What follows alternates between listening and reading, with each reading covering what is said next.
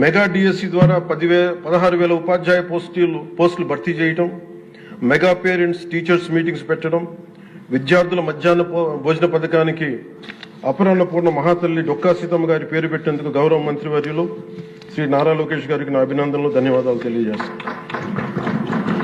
మనకి అన్నం పెట్టే రైతాంగం కష్టాలు, కౌలు రైతుల కన్నీటి కథలు, అప్పులు, మరణాలు విన్నప్పుడల్లా ఆధునిక మహాభారతంలోని పంక్తులు జ్ఞప్తికి వస్తాయి.